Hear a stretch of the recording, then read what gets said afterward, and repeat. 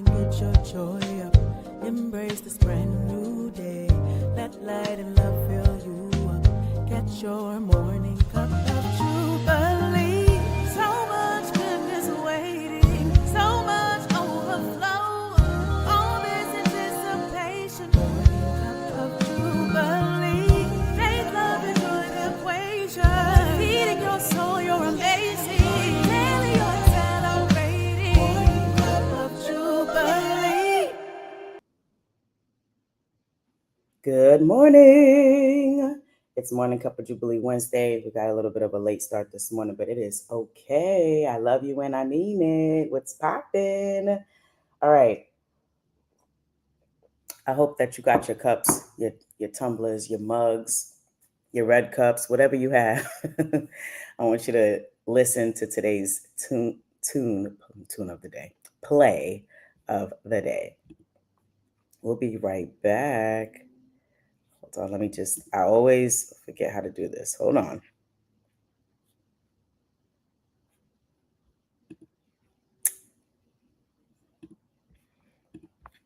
Here we go.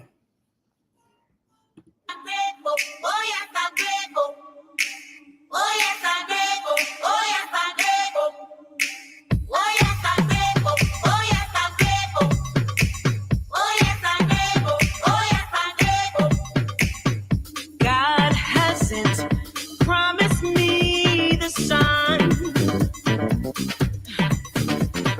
That's not how it's going to be. We go through the storm and rain, but remember to be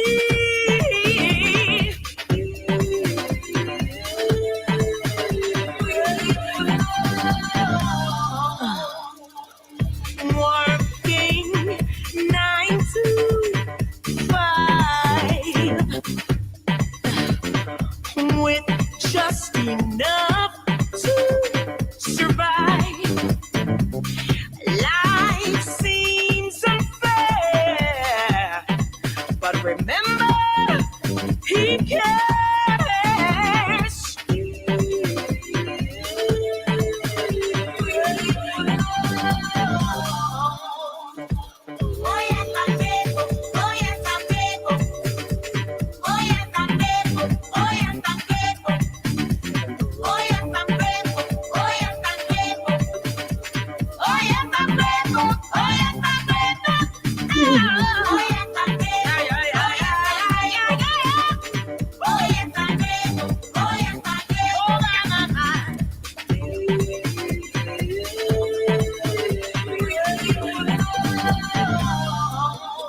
All right.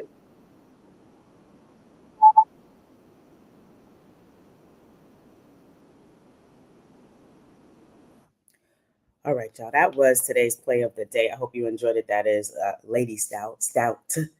And you can find the link to that song on my Morning Cup of Jubilee Rise and Shine playlist. I think it's the first song in the queue. So I want you to enjoy that. And I want to tell you why I'm grateful today. So this episode is dedicated to my youngest son, Zachary. My youngest son, Zachary, who graduated from 8th grade on Monday. Very, very excited for this child. It's a really amazing moment because we moved down to Maryland about 3 years ago.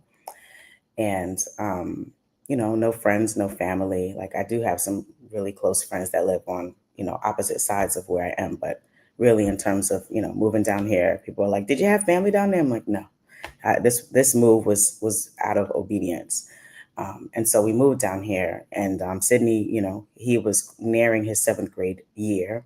And so he spent like a year and a half with the school, which also was, challenging. But Sydney's a different kind of kid. And then we have Zachary, who, when we first moved down here, stayed in his room for a lot of months because it was just hard to adjust. And so to see him, rise and push through and make connections and friends and kind of figure his own personality out and just evolve was amazing. Also, during their journeys, or Zach, right? I was diagnosed with cancer last year during his seventh grade year, and he was always checking on me. Mommy, are you good? Do you need some tea? How can I help you? Do you need some ice? And of course, that's not something anyone would ever want to go through. And so, but he handled it with so much grace and care. He handled me with so much grace and care while also figuring out, life in middle school as a little teeny bopper. So today's episode is dedicated to my youngest son, Zachary. And it is also dedicated to every single educator out there and leader out there who cares. Now, if you don't care, this shout out is not for you. If you are sitting there like, child, I'm just ready to retire, I'm gonna get my paycheck whether or not these kids learn. This shout out is not for you. This shout out is for the people who are tired, right? Because the job is tireless. The job is thankless, right? Of being a teacher, of being a school leader, of being a counselor, of being a social worker, of being a paraprofessional, a dedicated aide, right? A cafeteria worker, a janitor, whatever it is that you do, if you work with our babies, our children, our adolescents, teens, young adults, and you care, this shout out is for you. So I decided to just take a couple of moments today to just share some of my reflections. I have just, today I'm officially ending my 22nd year in education. I'm wrapping it up because the school year down here in Maryland today is the last day. And I'm like, yo, 22 years. I started when I was 21, and what a journey it has been. So I was like, you know what? Even though it's been 22 years, there are so many things that still reign true. So many things that still reign true. So I say, you know what? Let me just share with you all some of my reflections. And now I have both sides, right? As both a professional, as someone who's led in schools. Right now, I'm coaching leaders, coaching principals.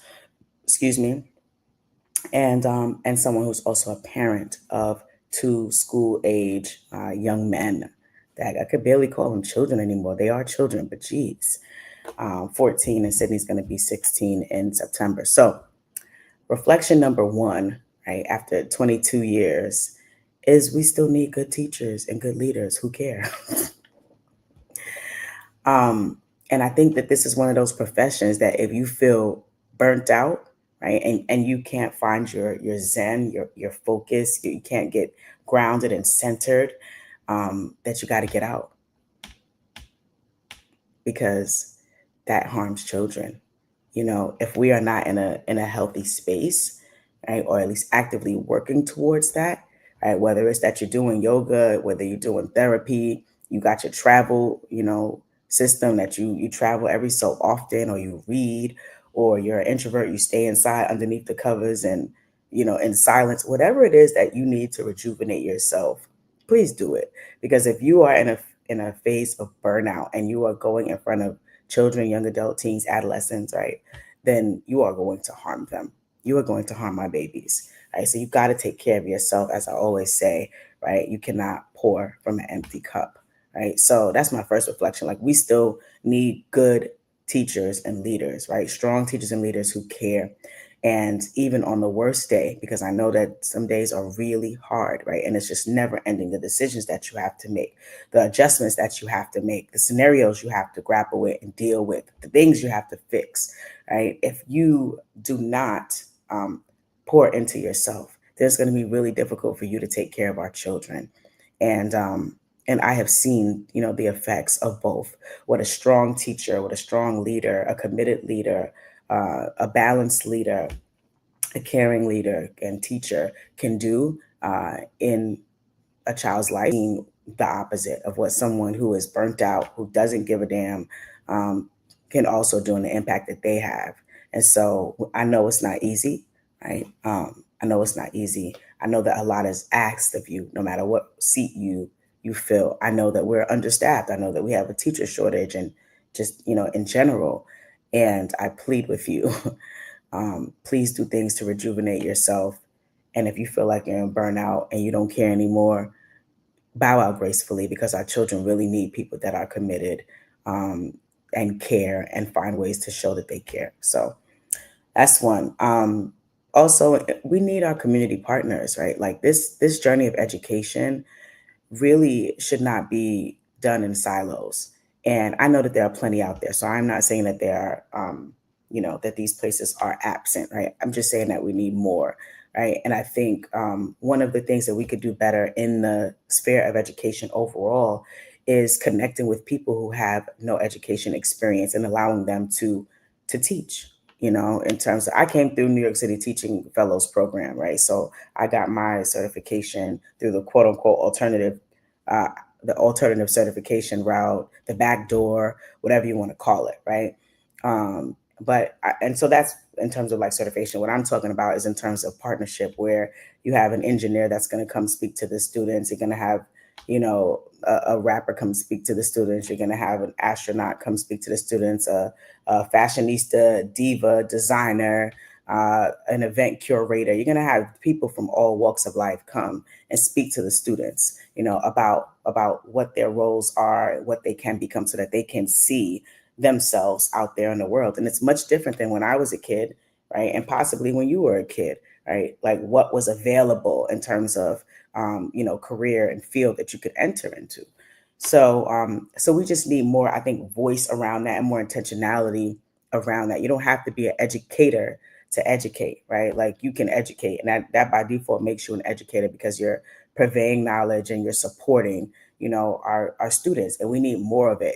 It cannot only happen in the schoolhouse. It cannot only happen during the school day, right? When I think about my sons and I think about their journey, right, and I always talk about my village, right, and that's my family. Those are my closest friends that pour into me, that pour into them, right? It takes all kinds. And it's the same for school, right? Like maybe you don't have all the best teachers in your school, but maybe you've got a gentleman who's older in your community that schools the youngins, like, hey, you know, and put someone to game. Like we still need that, right? And I think part of, my concern, like between generations, is that sometimes we don't share intergenerational knowledge and wisdom, right? And I think every generation has their thing, but I think one of our uh, the worst outcome if we don't start to bridge that gap is that we won't be able to pass on some wisdom and knowledge that's going to feed the next generation, that's going to strengthen the next generation, right? I think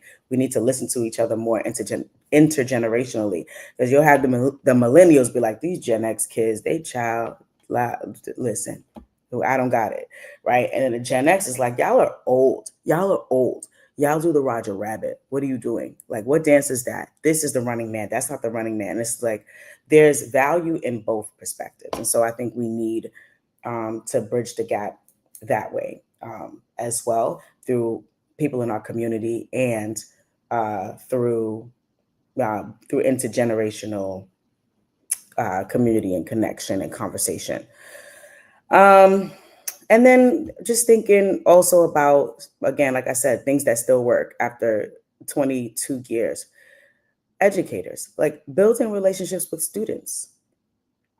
And I guess it's like the bigger the school, maybe the less people want to connect. It's like it's 9,000 of y'all. How can I?